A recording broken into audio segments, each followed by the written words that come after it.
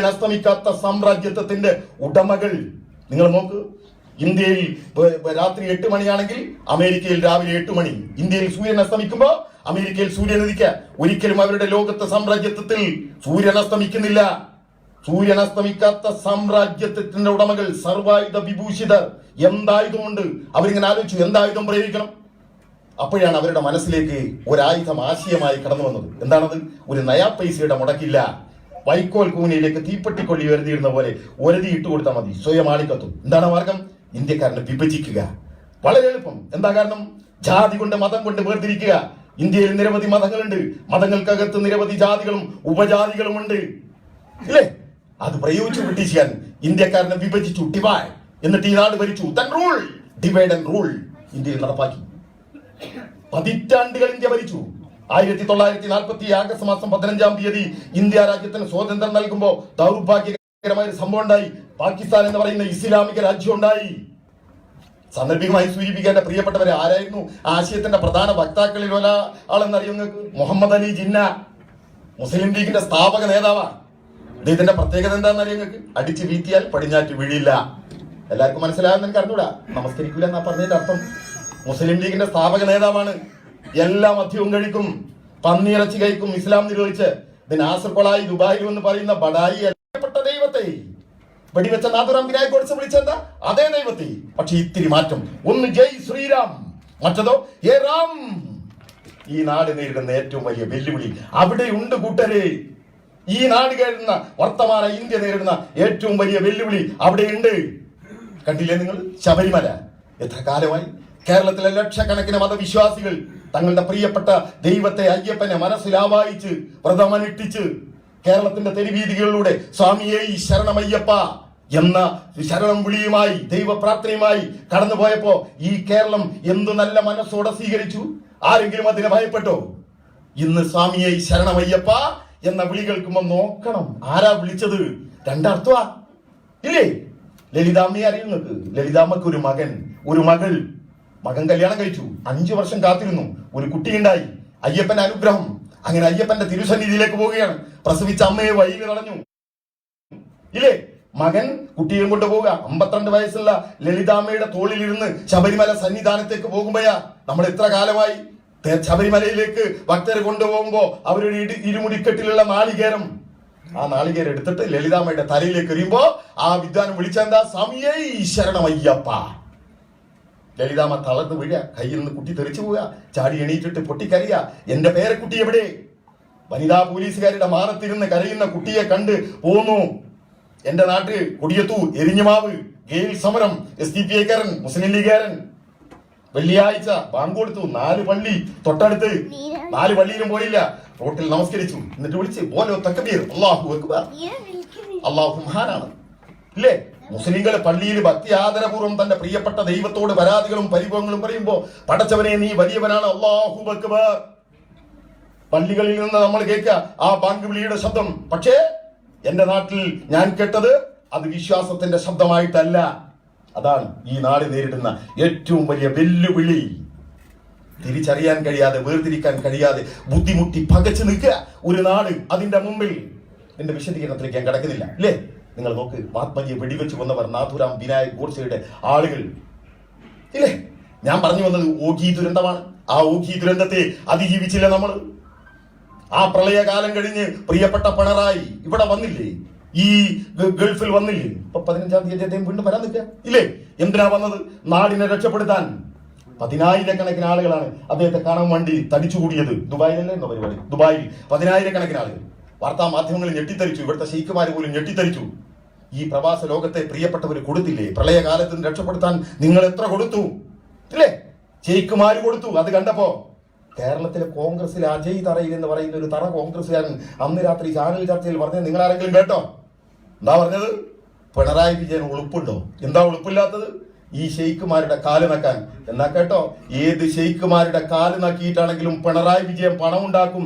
അത് അദ്ദേഹത്തിന്റെ തറവാട്ടിലേക്കുള്ളതല്ല, കേരളത്തിലെ ഒരു ജനതയെ രക്ഷിക്കാൻ വേണ്ടിയിട്ടുള്ളതാ, ഇല്ലേ? അദ്ദേഹം പറഞ്ഞില്ലേ? എന്താ പറഞ്ഞത്? നമുക്ക് ഒരുമിച്ചിറങ്ങാം, നമുക്ക് ഒരുമിച്ചിറങ്ങാം. എന്തിനാ? ഈ പ്രളയത്തെ അതിജീവിക്കാൻ, ഇല്ലേ? അദ്ദേഹം പറഞ്ഞതെന്നാ? ഈ പ്രളയ കാലത്തിന് മുമ്പുള്ള കേരളത്തെ സൃഷ്ടിക്കാനല്ല, ഒരു നവകേരളം. ആ പ്രളയത്തെ പോലും അതിജീവിക്കാൻ കഴിയുന്ന ഒരു കേരളത്തെ സൃഷ്ടിക്കണം. അതിനു വേണ്ടിയിട്ടാ എന്തേ പിണറായി വിജയൻ അങ്ങനെ പറയാൻ കഴിഞ്ഞു? എന്തേ അതിന്റെ പിന്നിലുള്ള കരുത്ത്? ചെങ്കൊടി പ്രസ്ഥാനം. ചെങ്കൊടി പ്രസ്ഥാനത്തിന്റെ ധീരനായ സഖാവാണ് സഖാവ് പിണറായി വിജയൻ. അതുകൊണ്ടാണ് അദ്ദേഹത്തിന് പറയാൻ കഴിഞ്ഞത് നമുക്കൊരു പുതിയ കേരളത്തെ സൃഷ്ടിക്കണം. എന്താ കാരണം? ഇവിടെ പറഞ്ഞു കൂട്ടൻ, ആ ഭൂതകാലത്തെ എങ്ങനെ ഈ വർത്തമാന കാലത്തോട് ഞാൻ സംവദിക്കും എന്ന് ചോദിച്ചു നിർത്തിയില്ലേ കൂട്ടൻ? ആ പഴയ കാലത്തെ എങ്ങനെ ഞാൻ അവതരിപ്പിക്കും? ശരിയാ. ഇപ്പൊ നിങ്ങൾ നോക്ക്, ഇവിടെ ഇരിക്കുന്നവരിൽ ഹിന്ദുവുണ്ട്, മുസൽമാനുണ്ട്, ക്രിസ്ത്യാനിയുണ്ട്. നമ്മൾ ഒരുമിച്ചിരുന്നിട്ട് ഇവിടെ ഇങ്ങനെ സംവദിച്ചുകൊണ്ടിരിക്കുക. അബുദാബിയിലെ തിയേറ്ററിൽ ഹിന്ദു, മുസൽമാൻ, ക്രിസ്ത്യാനി ഒരുമിച്ച് പോയിട്ട് സിനിമ കാണുക. നമ്മൾ ഒരുമിച്ച് ക്രിക്കറ്റ് കാണുന്നു, ഫുട്ബോൾ കാണുന്നു. വല്ല പ്രയാസമുണ്ടോ? കല്യാണ പന്തലിൽ നമ്മൾ ഒരുമിച്ചിരുന്ന് ഭക്ഷണം കഴിക്കുക വല്ല പ്രശ്നമുണ്ടോ? ഒരു പ്രശ്നമില്ല. ഇത് വർത്തമാനകാലം. പക്ഷെ പഴയ കാലം അങ്ങനെയല്ലായിരുന്നു. അന്വേഷിക്കണം. നമ്മളെ നാട്ടിലെ വീട്ടിലുകളിലേക്ക് തിരിച്ചു പോകുമ്പോൾ 80-85 വയസ്സ് കഴിഞ്ഞ പഴയ തലമുറയുണ്ട്, കട്ടിലിൽ കിടക്കുന്ന പഴയ തലമുറ. ആ തലമുറയുടെ അന്വേഷിക്കണം നിങ്ങൾ. അവർ പറയും ഈ നാടിന്റെ പഴയ കഥ ഒരിത്തിരി കേൾക്കേണ്ട കൂട്ടരെ, നമ്മൾ ഒരിത്തിരി അറിയണ്ടേ? നമ്മുടെ നാട്ടില് ഇവിടെ കുട്ടം പറഞ്ഞ കുറ്റൂരിലെ ആ നാട്ടിലെ ഗ്രാമപ്രദേശങ്ങളുടെ പഴയ കാലത്ത് പാവപ്പെട്ടവനും പിന്നോക്ക ജാതിക്കാരനും ഒക്കെ നടന്നു പോകുമ്പോ അതേ വഴിയിലൂടെ തമ്പുരാൻ വരും. ആ തമ്പുരാൻ വരുമ്പോ തമ്പുരാന്റെ മുമ്പിൽ 2 ബാല്യക്കാർ വരും. അവർ ശബ്ദം ഉണ്ടാക്കും. എന്താണ് ആ ശബ്ദം? ഹോയ് ഹോയ്. എന്തിനാ ശബ്ദം ഉണ്ടാക്കുന്നത്? ആ ശബ്ദം കേട്ടാൽ അതുവഴി വരുന്ന പിന്നോക്ക ജാതിക്കാരനൊക്കെ വഴിമാറി പോകണം. എന്തിനാ വഴിമാറി പോകുന്നത്? അവര് തമ്പുരാനെ കൊല്ലുമെന്ന് കരുതിയിട്ടാണോ? അല്ല. തമ്പുരാൻ ഇവരെ കണ്ടാൽ തമ്പുരാന് കുളിക്കണം. കണ്ടാ കുളിക്കണം, മിണ്ടിയാ കുളിക്കണം, തൊട്ടാ കുളിക്കണം. അങ്ങനെ ഒരു കാലം ഉണ്ടായിരുന്നു കൂട്ടരെ ഈ നാട്ടില്. ഇപ്പൊ നിങ്ങൾ നോക്ക്, ഇവിടെ കുടിക്കാനുള്ള വെള്ളം കൊണ്ടുവന്നത് കുപ്പിയില. എന്റെ നാട്ടിലൊക്കെ നമ്മളെ നാട്ടിൻപുറത്ത് പ്രസംഗിക്കുമ്പോ സഖാക്കള് ഞാനിങ്ങനെ പ്രസംഗിച്ച് വിയർത്ത് ഒലിക്കുന്നത് കാണുമ്പോ ഗ്ലാസ്സിൽ വെള്ളം കൊണ്ടുവരും. പ്രസംഗത്തിനിടയിൽ കുടിക്കുന്ന ശീലമില്ലാത്തതുകൊണ്ട് ഞാനത് കുടിക്കാറില്ല. പക്ഷെ പഴയ കാലത്ത് ഈ കൊണ്ടുവന്ന വെള്ളം കുടിക്കൂല. എന്താ കാരണം? സഖാവ് ഗ്ലാസ്സിൽ വിരലൊക്കെ ഇട്ടിട്ടാണ് ഇങ്ങനെ പിടിച്ചു വരുന്നത്. ആ പിടിച്ചു വരുന്ന സഖാവിന്റെ ജാതി അറിയണം. ഈ വെള്ളം കൊണ്ടുവന്നത് ഏത് വീട്ടുമുറ്റത്തെന്നാണ് ആ കിണറിന്റെ ഉടമസ്ഥനെ അറിയണം. അങ്ങനെ ഒരു കാലം വായിച്ചിട്ടില്ലേ, പഠിച്ചിട്ടില്ലേ നിങ്ങൾ സ്കൂളിലെ പാഠപുസ്തകത്തിൽ? ചുട്ടുപഴുത്ത വേനൽക്കാലം, ഒരു ഭിക്ഷു ഇങ്ങനെ നടന്നു പോവുക, ദാഹിച്ചു പൊരിയ, എവിടെയും ഒരു തുള്ളി വെള്ളമില്ല.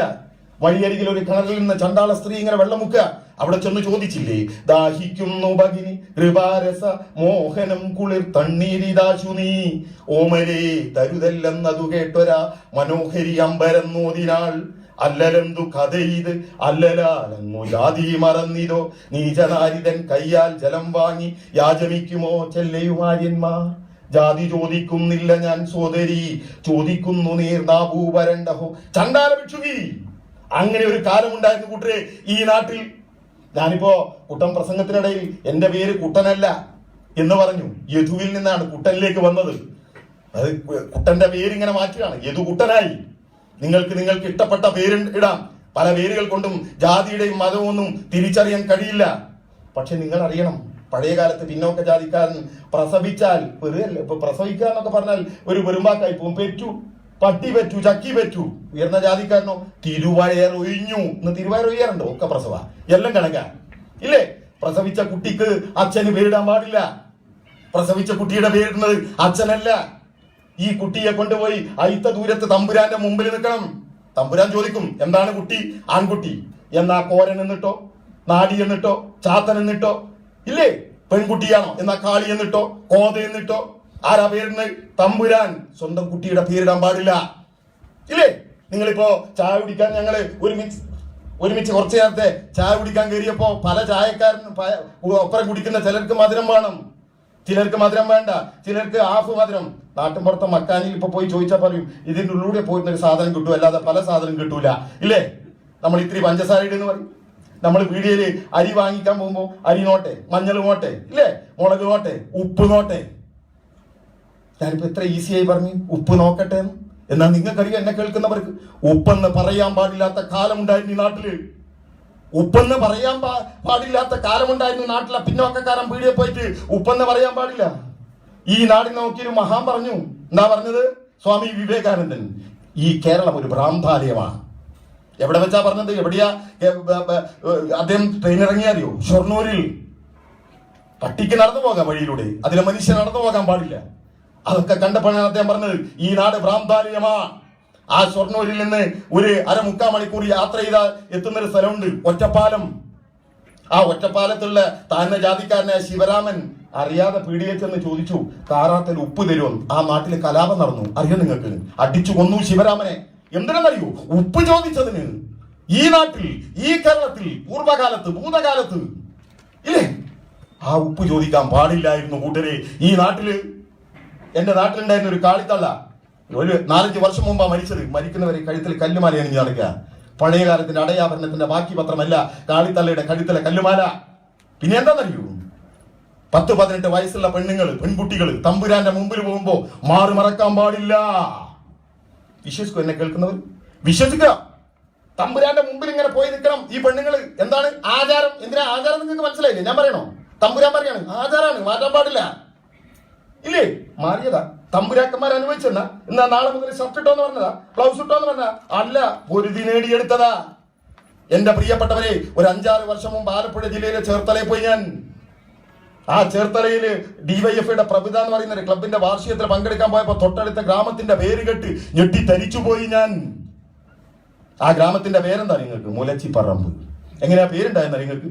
ഒരു കാലത്ത് ഇവിടെ സൂചിപ്പിച്ചു, പെണ്ണുങ്ങൾ പ്രസവിച്ചാൽ 10 മാസം വയറ്റിൽ കൊണ്ട് നടന്ന് നൊന്ത പ്രസവിച്ച സ്വന്തം കുഞ്ഞിനെ മുലയൂട്ടാൻ അമ്മക്ക് അവകാശമില്ല.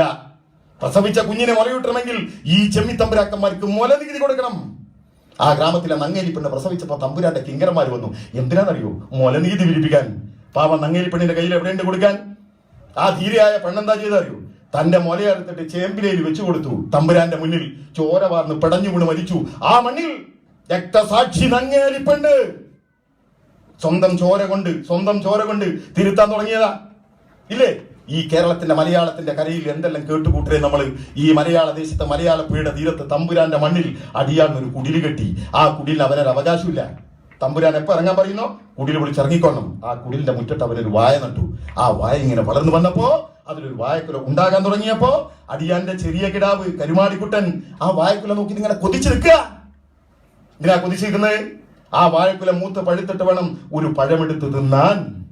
അടിയാന്റെ കിടാവ് കരുമാടിക്കുട്ടൻ ഇങ്ങനെ കൊതിച്ചു നിൽക്കുമ്പോ ആ വാഴക്കുല മൂത്ത് പഴുത്ത് വന്നപ്പോ തമ്പുരാന്റെ കിങ്കരന്മാര് വന്ന് ആ വാഴക്കുല വെട്ടിക്കൊണ്ടുപോയപ്പോ കണ്ണീരൊലിപ്പിച്ച അടിയാന്റെ കിടാങ്ങളുടെ കഥ സ്കൂളിലെ പാഠപുസ്തകത്തിൽ ഞാനും നിങ്ങളും പഠിച്ചു. ചങ്ങമ്പുഴയുടെ വാഴക്കുല കവിയെന്ന് പാടിയില്ലേ?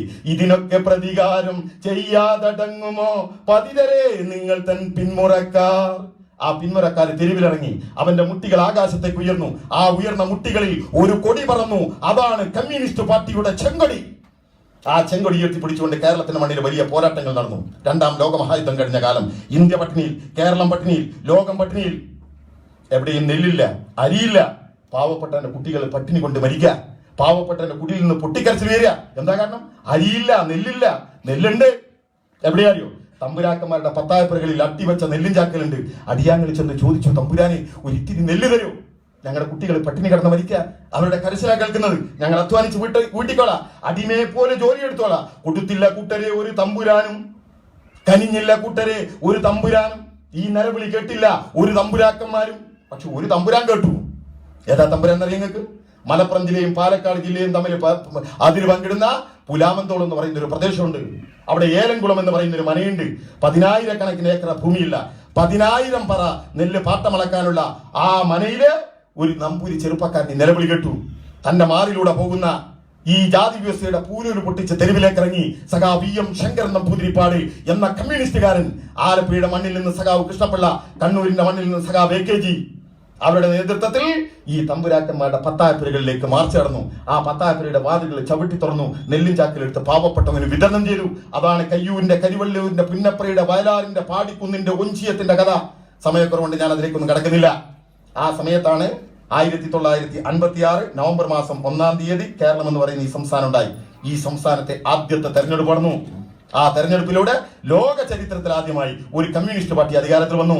1957 ഏപ്രിൽ മാസം 5-ാം തീയതി വെള്ളിയാഴ്ച ഉച്ചകഴിഞ്ഞ് സഖാവ് EMSന്റെ നേതൃത്വത്തിലുള്ള ഗവൺമെന്റ് തിരുവനന്തപുരത്ത് സത്യപ്രതിജ്ഞ ചെയ്ത് അധികാരമേറ്റു. എന്നാണ് ഏപ്രിൽ 5.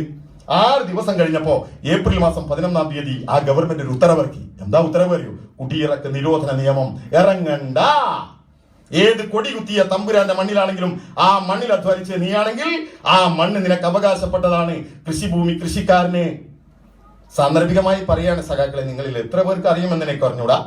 കുറച്ച് ആളുകൾക്കൊക്കെ അറിയാം. വളരെ വൈകി മാത്രം കമ്മ്യൂണിസ്റ്റ് പാർട്ടിയിലേക്ക് കടന്നു വന്നിട്ടുള്ള ഒരു എളിയ പ്രവർത്തകനാണ് ഞാൻ. എന്റെ വേഷം കണ്ടാൽ നിങ്ങൾക്ക് അറിയാം ഞാൻ ഏത് പാർട്ടിയിൽ നിന്നാണ് വന്നിട്ടുള്ളത്. അതുകൊണ്ട് വിശദീകരണത്തിലേക്ക് ഞാൻ കടക്കുന്നില്ല.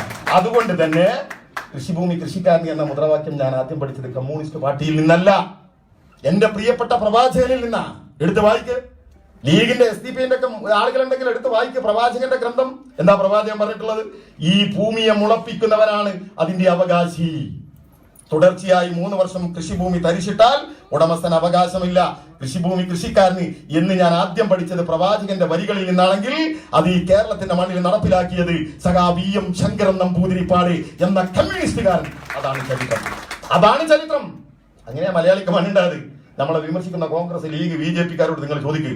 അവരിപ്പോ നമുക്കതിൽ വിമർശനമായിരിക്കുന്ന ആ വീടിന്റെ ആധാരം എടുക്കുക, വീട്ടിൽ പോയിട്ട് അതിന്റെ അടിയാധാരം എടുക്കുക, 5-6 അടിയാധാരങ്ങൾ മറിച്ചെന്ന് അവർക്ക് മനസ്സിലാവും. എന്താ മനസ്സിലാവുക? നമുക്കതിൽ ബടായും പറഞ്ഞ് അവരിരിക്കുന്ന ആ വീട് അവരുടെ പൂർവികരുടെ പേരിൽ ചാർത്തി കൊടുത്തത് ഈ ചെങ്കൊടി പ്രസ്ഥാനമാണ്.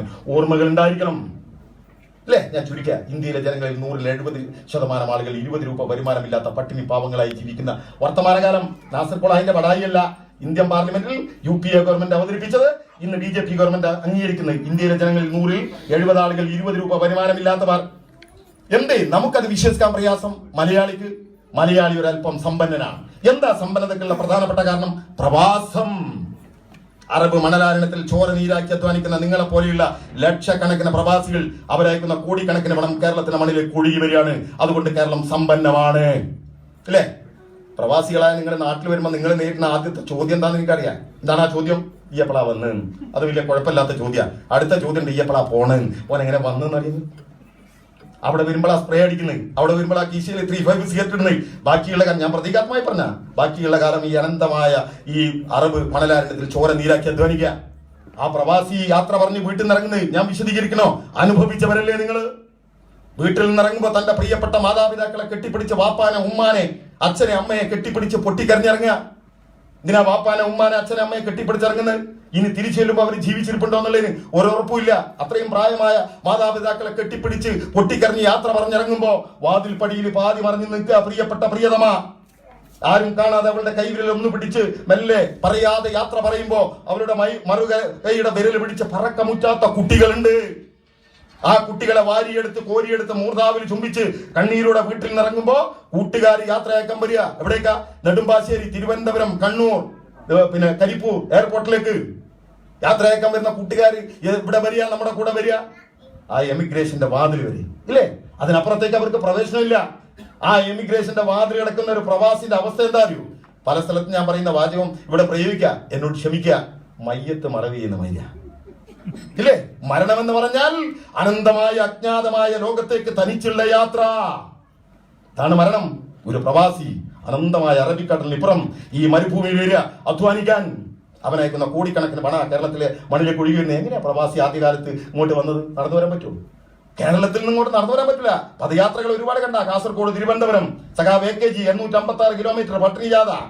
പക്ഷെ ഇങ്ങോട്ട് നടന്നു വരാൻ പറ്റില്ല. എന്താ കാരണം? ഇടയിൽ അറബിക്കടലുണ്ട്. കടക്കണമെങ്കിൽ വിമാനം വേണം, ഇങ്ങോട്ട് വരണമെങ്കിൽ വിസ വേണം, വിസക്ക് പണം വേണം. എവിടെയാ മലയാളിയുടെ കയ്യിൽ പണം ഉണ്ടായത്? എവിടെയാണ് അടിമകളെ പോലെ ജീവിച്ച ഈ മനുഷ്യന്റെ കയ്യിൽ പണം ഉണ്ടായത്?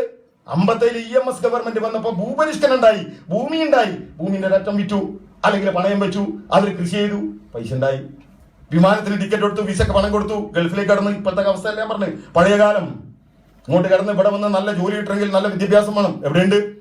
എവിടെ ഉണ്ടായിരുന്നു? എവിടെ ഉണ്ടെന്നല്ലേ, എവിടെ ഉണ്ടായിരുന്നു? പഴയ കാലത്തോട് ചോദിക്കുന്നത്, പഴയ തലമുറയോട് ചോദിക്ക്. കലാലയത്തിന്റെ പഠിപ്പുരവാതിൽ പാവപ്പെട്ടവന്റെ മുമ്പിൽ തുറക്കൂല. അത് ഉയർന്ന ജാതിക്കാരനാണ്, സമ്പന്നനാണ്.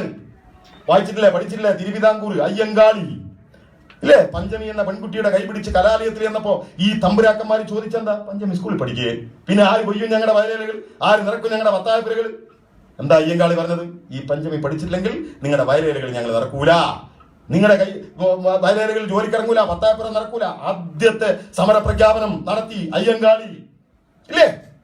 സാന്ദർഭികമായി ചോദിക്കുക, എന്റെ പ്രിയപ്പെട്ട 1957 അധികാരത്തിൽ വന്നപ്പോ സഖാവ് പിണറായി EMSന്റെ ഗവൺമെന്റ് എന്തായത്? കലാലയത്തിന്റെ പഠിപ്പുരവാതിൽ മലർക്കെ തുറന്നു, വിദ്യാഭ്യാസം സാർവത്രികമാക്കി, സൗജന്യമാക്കി. അങ്ങനെ മലയാളി പഠിക്കാൻ തുടങ്ങി. സാന്ദർഭികമായി ചോദിക്കുക എന്റെ പ്രിയപ്പെട്ട സഖാക്കളോട്, സ്കൂൾ തുറക്കുമ്പോ ജൂൺ മാസത്തിൽ നമ്മുടെ നാട്ടിലൊരു പരിപാടിയുണ്ട്, പ്രവേശനോത്സവം. 2018 പ്രവേശനോത്സവം എവിടെയാണ് നടന്നത്? സഖാക്കൾ ആരെങ്കിലും ഓർക്കുന്നുണ്ടോ? 2018 പ്രവേശനോത്സവം ആരാ ഉദ്ഘാടനം ചെയ്ത് എന്ന് സഖാക്കൾ ഓർക്കുന്നുണ്ട്? അന്ന് പഞ്ചമി സ്കൂളിൽ കയറി തമ്പുരാക്കന്മാർ എന്ത് ചെയ്തു അറിയോ? ആ സ്കൂളിന് തീ വെച്ചു. പഞ്ചമി പഠിച്ച ബെഞ്ച് കത്തിച്ചു കളഞ്ഞു. പാതി കത്തിയ ആ ബെഞ്ച് ഇന്നുണ്ട് ആ സ്കൂളിൽ. ആ സ്കൂളിലേക്ക് പഞ്ചമിയുടെ 5ാം തലമുറയിൽപ്പെട്ട ആതിരയുടെ കൈപിടിച്ച് കടന്നു എന്നുകൊണ്ട് ഇരട്ടച്ചങ്കൻ സഖാബ് പിണറായി വിജയനാണ് പ്രവേശനോത്സവം ഉദ്ഘാടനം ചെയ്തത്. ചരിത്രത്തിന്റെ വഴിത്താളുകളിലൂടെ ഒരു തിരിച്ചു നടത്തും ഇല്ലേ? അങ്ങനെയാ മലയാളി പഠിക്കാൻ തുടങ്ങി. നല്ല വിദ്യാഭ്യാസം ഗൾഫിൽ വന്ന് നല്ല ജോലി ചെയ്ത് ഇല്ലേ? ഈ നാടിനെ രക്ഷിക്കുന്ന ലക്ഷക്കണക്കിന് പ്രവാസികൾ. വിശദീകരണത്തിൽ കിടക്കുന്നില്ല. ഒരുപാട് കാര്യങ്ങൾ വീണ്ടും വീണ്ടും പറഞ്ഞുകൊണ്ട് ഈ നാട് നേരിടുന്ന വലിയ വെല്ലുവിളികളിലേക്ക് നമ്മൾ കടന്നു പോകുമ്പോൾ ആ പഴയ കാലത്തെ നമുക്ക് ഓർക്കാതിരിക്കാൻ കഴിയില്ല അല്ലേ? ഒരുപാട് സുദീർഘമായി പ്രസംഗിക്കാൻ പറ്റിയ ഒരവസ്ഥയിലല്ല ഇപ്പോൾ ഞാൻ നിങ്ങളുടെ മുമ്പിൽ നിൽക്കുന്നത്. അതുകൊണ്ട് ഞാൻ ചുരുക്കുക ആ കാര്യം കൂടി പറഞ്ഞ് ചുരുക്കണം എന്ന് ആഗ്രഹിക്കുക. ഒരുപാട് പറയാനുണ്ടായിരുന്നു, പക്ഷെ എനിക്ക് വളരെ ബന്ധപ്പെട്ട ഒരു മരണം നടന്നിരിക്കുകയാണ്. അതുകൊണ്ട് എനിക്ക് പെട്ടെന്ന് തിരിച്ചു പോകേണ്ട ഒരു അത്യാവശ്യം. അതുകൊണ്ട് പറയാം, ആ മരണം പറയുമ്പോൾ ഓർക്കുന്നത് നിങ്ങൾ അറിയണം, നമ്മൾ എന്തുകൊണ്ട് ഈ പോരാട്ടത്തിൽ കമ്മ്യൂണിസ്റ്റുകാരൻ മുന്നിൽ നിൽക്കണം? നമുക്കൊരുപാട് നഷ്ടങ്ങളുണ്ട്. നമ്മുടെ ഈ ചെങ്കൊടിയുടെ നിറം എങ്ങനെ ചുവപ്പായി? എത്ര രക്തസാക്ഷികൾ മരിച്ചു വീണ പോരാട്ടത്തിന്റെ പരിണിത ഫലമായിട്ടാണ് ഈ കേരളം ഉണ്ടാക്കാൻ, അല്ലെങ്കിൽ ഈ പുതിയ കേരളത്തിന്റെ സൃഷ്ടിക്ക് കമ്മ്യൂണിസ്റ്റുകാരന് സാധിച്ചത്. തൃശ്ശൂരിലെ നമ്മുടെ സമ്മേളനം നടക്കുമ്പോൾ 572 രക്തസാക്ഷികൾ കമ്മ്യൂണിസ്റ്റ് പാർട്ടിക്ക് സംസ്ഥാന സമ്മേളനം നടക്കുമ്പോൾ പലരും വിമർശിച്ചില്ലേ? 572 രക്തസാക്ഷികളോ കമ്മ്യൂണിസ്റ്റ് പാർട്ടിക്ക്? കണ്ടില്ലേ നിങ്ങൾ? കേരളത്തിലെ ആ രക്തസാക്ഷികളുടെ വലികുടീരങ്ങളിൽ നിന്ന് അവരുടെ പ്രിയപ്പെട്ട അമ്മമാർ, അവരുടെ പ്രിയപ്പെട്ട അച്ഛന്മാർ, അവരുടെ പ്രിയപ്പെട്ട മക്കൾ, അവരുടെ പ്രിയപ്പെട്ട പ്രിയതമമാർ അവർ കൊളുത്തിക്കൊടുത്ത ദീപശിഖ കേരളത്തിന്റെ തെരുവീതികളിലൂടെ നിറഞ്ഞൊഴുകി തൃശ്ശൂരിന്റെ നഗരത്തിലെത്തിയപ്പോ നമ്മളെ വിമർശിച്ചിരുന്നവർ അംഗീകരിച്ചു, രക്തസാക്ഷികളുണ്ട്, ശരിയാ. അടുത്ത വിമർശനം വന്നു, എന്താണ്? അണികളെ വരി കൊടുക്കുന്നവരാണ് കമ്മ്യൂണിസ്റ്റുകാർ. നേതാക്കൾക്കൊരു പ്രശ്നമില്ല, പക്ഷെ അവരറിയണം, ഈ രക്തസാക്ഷികളുടെ വലികുടീരങ്ങളിൽ നിന്ന് ജ്വലിപ്പിച്ച ദീപശിഖകൾ വന്നപ്പോ അതിലൊരു ദീപശിഖ വന്നത് എവിടെ അറിയോ? നിലമ്പൂരിനടുത്ത കാളികാവിൽ നിന്ന്. ഏതാണ് രക്തസാക്ഷി? സഖാവ് കുഞ്ഞാലി ഇല്ലേ? കുഞ്ഞാലിയെ കുറിച്ച് അറിയാവുന്ന ഒരുപാട് ആളുകളുടെ മുമ്പിൽ, നിങ്ങളുടെ മുമ്പിൽ കുഞ്ഞാലിയെ കുറിച്ച് പറയാൻ ഞാൻ ആഗ്രഹിക്കുന്നില്ല. പാർട്ടി നിരോധിക്കപ്പെട്ട കാലം സഖാവ് കുഞ്ഞാലി ഒളിവിൽ പോയി. ഒരുപാട് ദിവസങ്ങൾക്ക് ശേഷം തന്റെ പ്രിയപ്പെട്ട ഉമ്മാനെ കാണാൻ പാതിരാത്രിയിൽ 10 പതിഞ്ഞും വരിക കുഞ്ഞാലി. ഒരുപാട് നാളുകൾക്ക് ശേഷം തന്റെ പ്രിയപ്പെട്ട ഉമ്മാനെ കണ്ടപ്പോ, ആ മകനെ കണ്ടപ്പോ ഉമ്മ കെട്ടിപ്പിടിച്ചു പൊട്ടിക്കരഞ്ഞു. മകനെ കഞ്ഞി വിളമ്പിക്കൊടുത്തു. ഉമ്മ വിളമ്പിക്കൊടുത്ത കഞ്ഞി കോരി കുടിച്ചുകൊണ്ടിരിക്കുമ്പോൾ പുറത്ത് പോലീസിന്റെ ബൂട്ടടിയുടെ ശബ്ദം ഇരുട്ടിലേക്ക് ഓടി മറിഞ്ഞു കുഞ്ഞാലി. ഓടിയെത്തിയ പോലീസുകാർ കുഞ്ഞാലിന്റെ ഉമ്മനോട് ചോദിച്ചു, നിങ്ങളുടെ മകൻ ഇവിടെ വന്നോ? ആ ഉമ്മ പറഞ്ഞു, എന്റെ മകൻ ഇവിടെ വന്നു, ഞാൻ അവന് ഭക്ഷണം ഉണ്ടാക്കി കൊടുത്തു. പോലീസുകാർ പറഞ്ഞാൽ അറിയൂ, നിരോധിക്കപ്പെട്ട പാർട്ടിയിൽ അംഗമാണ് കുഞ്ഞാലി, അവനെ ഒളിവിൽ പാർപ്പിച്ചുള്ള ശിക്ഷ എന്താണെന്നറിയൂ? ആ ഉമ്മ പറഞ്ഞ മറുപടി കേട്ടിട്ടുണ്ടോ നിങ്ങൾ? ഈ ഭൂമിയിലേക്ക് പ്രസവിച്ച് വീഴുന്നതിന് മുമ്പ് ആരും കാണാതെ 10 മാസം ഞാൻ അവനെ എന്റെ വയറ്റിൽ ഒളിപ്പിച്ചു വെച്ചിട്ടുണ്ട്. അതിനുള്ള ശിക്ഷ എനിക്ക് ആദ്യം താ, എന്നിട്ടാകാം ഇതിനുള്ള ശിക്ഷ എന്ന് പറഞ്ഞ ധീരമാതാവിന്റെ വീരപുത്രൻ സഖാവ് കുഞ്ഞാലി. വെടിവെച്ച് വന്നതാ കോൺഗ്രസ്സുകാരി. വെടിയേറ്റ് മരിച്ചു വീഴുമ്പോ കുഞ്ഞാലി ആരാന്നറിയോ? Member of the legislative assembly, MLA. കേരളത്തിലെ MLA ആയിക്കൊണ്ടിരിക്കുമ്പോൾ കൊലയപ്പെട്ട ഒറ്റ മനുഷ്യനുള്ളൂ, അയാളുടെ പേര് സഖാവ് കുഞ്ഞാലി എന്നാ. അയാൾ കമ്മ്യൂണിസ്റ്റ്. അയാളുടെ മൃതശരീ അയാളുടെ വലികുടീരത്തിൽ നിന്ന് കൊളുത്തിയ ദീപശിഖയുമായി കടന്നു പോകുമ്പോ ചാവക്കാട് എന്റെ മണ്ണിൽ ഒരു ചെറുപ്പക്കാരൻ നിൽക്കുക, പ്രിയപ്പെട്ട വത്സേട്ടന്റെ സഖാബ് വത്സേട്ടന്റെ മകൻ ഇല്ലേ? ചാവക്കാടിന്റെ തെരുവീതികളിൽ മുസ്ലിം ലീഗിന്റെ തമ്മാടിക്കൂട്ടം പച്ചാപ്പകല് വെട്ടിക്കൊന്ന പ്രിയപ്പെട്ട സഖാബ് മരിക്കുമ്പോ ആരാന്നറിയോ? ചാവക്കാട് മുനിസിപ്പാലിറ്റിയുടെ ചെയർമാൻ, കേരളത്തിൽ മുനിസിപ്പൽ ചെയർമാൻ ആയിരിക്കുമ്പോൾ കൊലയപ്പെട്ട ഒരു മനുഷ്യനേ ഉള്ളൂ, അയാളുടെ പേര് വത്സേട്ടൻ എന്നാണ്. അയാൾ കമ്മ്യൂണിസ്റ്റുകാരനാണ്, സഖാബ് വത്സേട്ടൻ ഇല്ലേ? കണ്ണൂർ ജില്ലയിൽ നിന്ന് വരുന്നവർ ഒരുപാടിന്റെ ഇവിടെ. തൊക്കിലങ്ങാടിയിൽ വെച്ച് പ്രിയപ്പെട്ട സുധീഷിനെ വെട്ടിക്കൊല്ലുമ്പോ, RSSകാർ കഷ്ടമാക്കി വെട്ടിക്കൊല്ലുമ്പോ സഖാബ് സുധീഷാര SFIയുടെ ദേശീയ സെക്രട്ടറിയാ ഇല്ലേ? നിങ്ങൾ നോക്ക്, കണ്ണൂരിന്റെ പ്രിയപ്പെട്ട സഖാബ് ജയരാജൻ. ഞാനിപ്പോഴും ഓർക്കും കുത്തുബുദ്ദീൻ അൻസാരി. ഓർക്കുന്നോ നിങ്ങൾ? ഇങ്ങനെ കാണിച്ചാൽ മനസ്സിലാവണം. കുത്തുബുദ്ദീൻ അൻസാരിയെ ഗുജറാത്ത് കലാപകാലത്ത് ഒരു കെട്ടിടത്തിന്റെ 2ാം നിലയിൽ നിന്ന് തന്നെ കൊല്ലാൻ വരുന്നവരുടെ നേരെ കൈകൾ കൂപ്പിക്കൊണ്ട് എന്നെ കൊല്ലരുത് എന്ന് ലോകത്തോട് കെഞ്ചി അപേക്ഷിച്ചപ്പോ റോയിറ്റന്റെ ഫോട്ടോഗ്രാഫർ ആർക്കോ ദത്തെടുത്ത വിശ്വപ്രസിദ്ധമായ ചിത്രം പത്രങ്ങളിൽ അച്ചടിച്ചു വന്നപ്പോ പത്രക്കാർ ഒരു അടിക്കുറിപ്പ് എഴുതി ആ ചിത്രത്തിന്. എന്താണ്? ഗുജറാത്തിന്റെ ഇര. ആ കുത്തുബുദ്ദീൻ അൻസാരി ഒരു 5-8 കൊല്ലം മുമ്പ് കോഴിക്കോട് വന്നു ഇല്ലേ? മുഖ്യധാര എന്ന് പറയുന്ന ഒരു പുസ്തകത്തിന്റെ പ്രകാശന ക്രമത്തിൽ പങ്കെടുക്കാൻ. തലേ ദിവസം വന്ന അദ്ദേഹത്തെ കാണാൻ ഞാൻ കോഴിക്കോട് പോയി. പാരമൗണ്ട് ഹോട്ടലിലാണ് കുത്തുബുദ്ദീൻ അൻസാരി താമസിക്കുന്നത്. ഭക്ഷണം കഴിച്ചുകൊണ്ടിരിക്കുമ്പോൾ കുത്തുബുദ്ദീൻ അൻസാരി ഞങ്ങളോട് ഒരു ആഗ്രഹം പറഞ്ഞു. എന്താ ആഗ്രഹം എന്നറിയോ? എനിക്കൊരാളെ കാണണം. ആരെ കാണണം പറഞ്ഞ്? കേരളത്തിലെ മുസ്ലിം ലീഗിന്റെ നേതാവിനെയോ തങ്ങന്മാരെയോ മുസ്ലിയാക്കന്മാരെയോ കാണണം എന്നല്ല കുത്തുബുദ്ദീൻ അൻസാരി പറഞ്ഞത്. കുത്തുബുദ്ദീൻ അൻസാരി പറഞ്ഞു, എനിക്ക് കണ്ണൂരിന്റെ പ്രിയപ്പെട്ട ജയരാജനെ ഒന്ന് കാണണം. കൊണ്ടുപോയി സഖാക്കളെ ഞങ്ങൾ കാറിൽ സന്ധ്യ മയങ്ങുന്ന നേരത്ത് കണ്ണൂരിലെ പാർട്ടി ഓഫീസിന്റെ മുറ്റത്ത് ഞങ്ങൾ ചെന്നിറങ്ങുമ്പോ പ്രിയപ്പെട്ട ജയരാജേട്ടൻ കാത്തിരിക്കുക. ജയരാജേട്ടനെ കണ്ടപ്പോ കുതുബുദ്ദീൻ അൻസാരി അദ്ദേഹത്തിന്റെ അടുത്ത് എന്നിട്ട് വലത്തെ കൈ പിടിച്ചിട്ട് പറഞ്ഞു, എനിക്ക് കൈ ഒന്ന് കാണണം. ഞാൻ പറയണോ? സഖാക്കൾക്കറിയില്ലേ, സ്വന്തം ഷർട്ടിന്റെ ബട്ടൺ പോലും ആ കൈ കൊണ്ട് അയക്കാൻ പ്രിയപ്പെട്ട ജയരാജേട്ടന് സാധിക്കില്ല. RSSകാർ വെട്ടിമാറ്റിയതാ, ശരീരത്തിൽ നിന്ന് തുന്നിച്ചേർത്തതാ. ഇടത്തെ കൈയുടെ തള്ള വിരലില്ല, ദ്രോണാചാര്യർക്ക് ഗുരുദക്ഷിണ കൊടുത്തതല്ല, RSSകാർ വെട്ടിമാറ്റിയതാ. ഞങ്ങൾ അയച്ചു കൊടുത്തു പ്രിയപ്പെട്ട ജയരാജേട്ടന്റെ ഷർട്ടിന്റെ ബട്ടൺ. തൂങ്ങിയാടുന്ന ജയരാജേട്ടന്റെ വലത്തെ കൈ കെട്ടിപ്പിടിച്ചു പൊട്ടിക്കരഞ്ഞു കുതുബുദ്ദീൻ അൻസാരി. RSSകാരെ കൊല്ലാൻ വന്നപ്പോ പട്ടാളക്കാർ കൈപിടിച്ച് ജീവിതത്തിലേക്ക് കൊണ്ടുവന്നവൻ കുതുബുദ്ദീൻ അൻസാരി. ആരാ? ജയരാജൻ. ഓർക്കുന്നില്ലേ? ഒരു തിരുവോണ നാളിൽ വീട്ടിൽ കിടക്കുക, ഭക്ഷണം കഴിച്ച് ഇല്ലേ, ഭാര്യ തൊട്ടടുത്ത മുറിയിലുണ്ട്. ഇരച്ചെത്തി RSSകാർ ജയരാജനെ വെട്ടിക്കൊന്നു. കൊന്നു ഞാൻ വെറുതെ പറയില്ല, ജയരാജൻ മരിച്ചെന്ന് കരുതി ഹോം കാളി ഭദ്രകാളി എന്ന് ആർത്ത് വിളിച്ച് അവർ തിരിച്ചുപോയി. ഈ ജയരാജൻ ജീവിതത്തിലേക്ക് തിരിച്ചറിഞ്ഞ് ചരിത്രം. എന്തേ ജയരാജൻ RSSന്റെ ശത്രുവായി? ആലോചിച്ചിട്ടുണ്ടോ? എന്താ RSS പറയുന്നത്? ഇവിടെ ഹിന്ദു രാജ്യം ഉണ്ടാക്കണം. ആരാ ജയരാജൻ? ജന്മം കൊണ്ട് ഹിന്ദു, ഹിന്ദു കർമ്മം കൊണ്ട് കമ്മ്യൂണിസ്റ്റുകാരൻ.